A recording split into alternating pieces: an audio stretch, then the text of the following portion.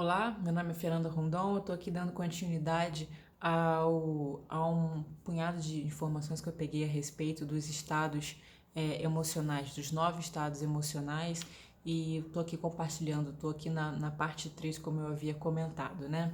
Então vamos lá, qual é o próximo aqui? É a paz. Quando a gente está em paz, o que você sente quando você está em paz, né? É uma sensação de leveza, não é mesmo? É aquilo que às vezes está um caos lá fora, está um caos no mundo, mas ainda assim você está se sentindo bem, né? Às vezes as pessoas falam assim, nossa, mas você está tão calmo hoje, o que está acontecendo com você? E aí você fala, eu estou em paz. E acho que está sendo muito raro a gente ouvir as pessoas falarem essa frase, né? Hoje eu estou em paz.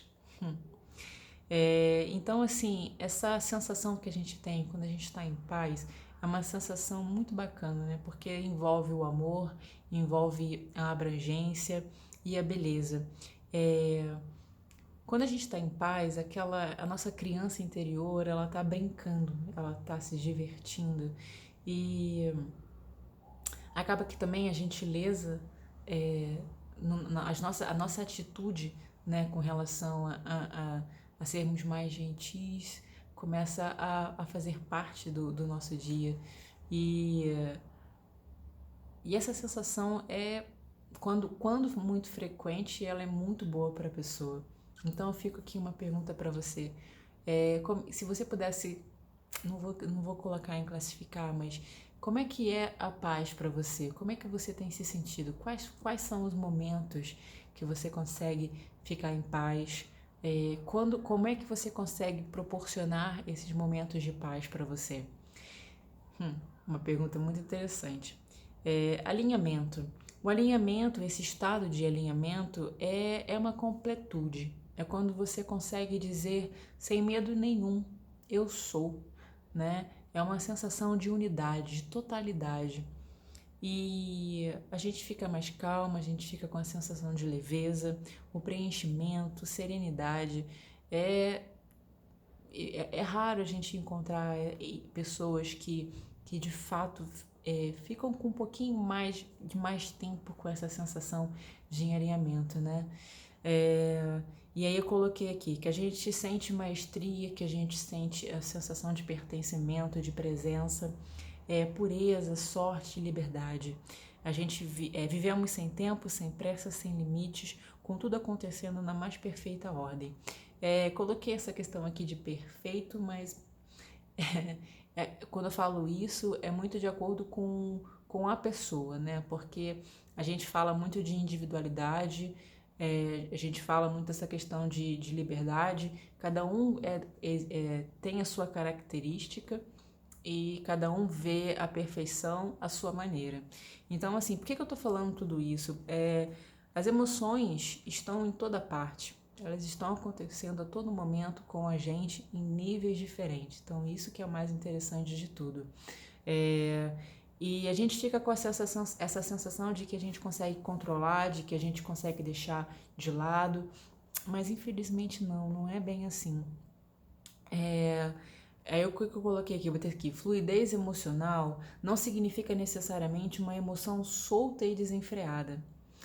Significa em primeiro momento que as pessoas estão conectadas com as suas emoções. É isso que eu estou tentando dizer.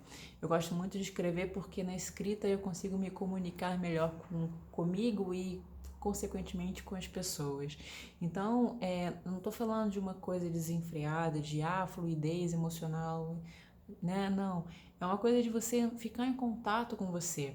Por exemplo, quando você acorda pela manhã, vamos colocar no final de semana, não vou nem colocar dia de semana não, porque dia de semana de vez a gente está muito acelerado e vai muito no automático. Mas em um sábado, num domingo que você talvez, vou colocar talvez, consiga acordar na hora que você quer. E aí você vai, você acorda, você toma um banho quente que vai te relaxar e aí você se sente bem. É um momento de paz. E aí você vai lá tomar o seu café da manhã, é um momento de paz, sem pressa, com tranquilidade, não é?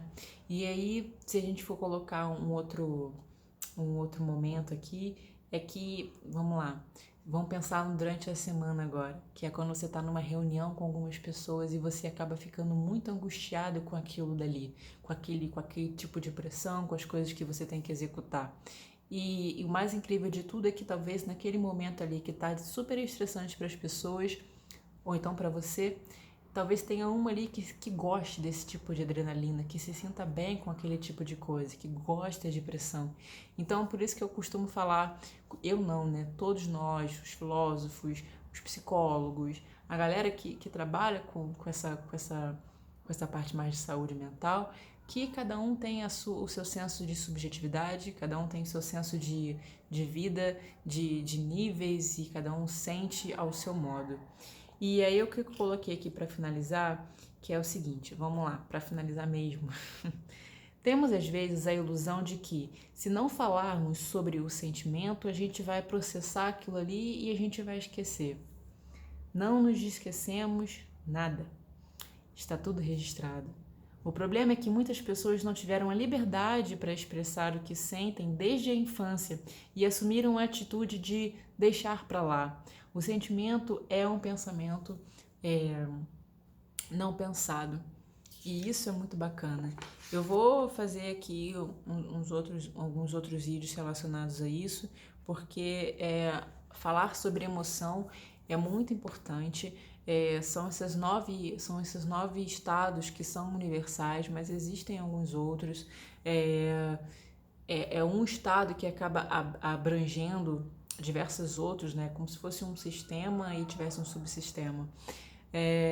Então, assim, estar atento, estar atenta ao que você sente, a como você reage, as suas sensações, são questões que são, assim, muito difíceis, porque a gente sempre tem muita coisa para fazer, a gente sempre tem muita coisa para ter que realizar, mas não deixa de ser importante, porque se a gente não entender, se a gente não se conscientizar, a gente acaba fazendo com que essas emoções nos levem, e quando na verdade somos nós que temos que levá-las, né? Somos nós que temos que ter um controle, uma noção de como é que a gente lida com isso, o que a gente pode fazer a partir disso. É quando a gente vê, por exemplo, só para fechar aqui, quando a gente vê você tem um chefe, por exemplo, que ele deixa você extremamente estressado ou estressado, muito estressado mesmo. Sendo que com outros chefes que eram parecidos, que tinham as mesmas expressões, você não ficava tanto assim. Então é justamente sobre isso, né? O que tem naquela pessoa, naquela atitude, naquela demanda, naquela frase cotidiana que acaba te irritando tanto. Então aí a gente começa a cavar, a gente começa a entrar, a voltar lá para o passado, ou então trabalhar também no presente, vai depender de como você vai significar essas situações, e a partir daí você entender, compreender como que você é, e trabalhar isso em terapia, trabalhar isso em autoterapia, e chegar em um momento, possivelmente chegar em um momento do qual aquela pessoa já não te traga tanta mais raiva, que não te traga tanto mais estresse, que quando a pessoa começar a vir com determinadas questões, embora você consiga sentir as suas emoções ali no meio, você fala, não, mas é isso, e é X, e é Y. Então tem como eu conseguir identificar, e talvez, será que nessa circunstância, eu acho que agora, ao invés de eu responder o meu chefe, é o momento que eu vou me calar, vou me reservar, vou respirar fundo para depois reagir de uma maneira, de uma forma mais inteligente, né? Uma inteligência emocional.